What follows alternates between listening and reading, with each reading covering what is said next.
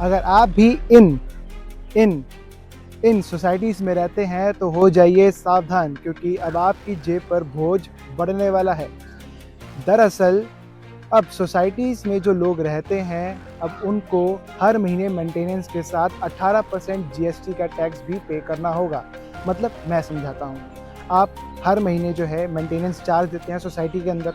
अब जो आप वो मेंटेनेंस चार्ज देते हैं, तो अब सरकार ने ये नियम निकाला है कि अब आपको जो है मेंटेनेंस चार्ज के साथ आपको 18% जीएसटी भी पे करना होगा।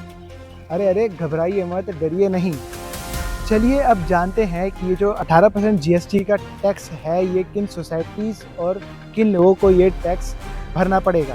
पहली बात तो ये सीबीआईएससी यानी central board of indirect taxes and customs ने एक सर्कुलर जारी किया है, और इस सर्कुलर के तहत जिन सोसाइटीज़ में जो सोसाइटीज़ 7,500 रुपये यानी 7,500 से ज़्यादा के जो मेंटेनेंस चार्ज वसूलती है, उन पर ये जीएसटी 18% जीएसटी का टैक्स लागू होगा।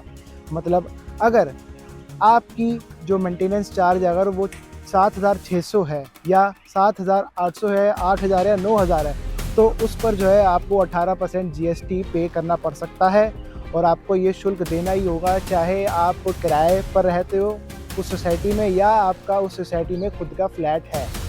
और तो और सीबीआईएससी ने ये कहा है कि जिन जो सुपर डीलक्स सोसाइटीज़ हैं और जिनका सालाना टर्नओवर 20 लाख से ज़्यादा है, उन सोसाइटीज़ को जो है पूरा 18% जीएसटी पे करना पड़ेगा।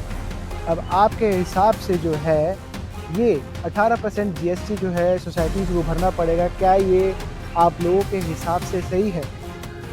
और क्या वैसे तो इस 18% जीएसटी के टैक्सेस लागू होने की वजह से जो लोग सोसाइटीज़ में रह रहे हैं, उनकी जेब पर तो ये खासा असर डालेगा ही डालेगा, और बोझ बढ़ने की भी बात है।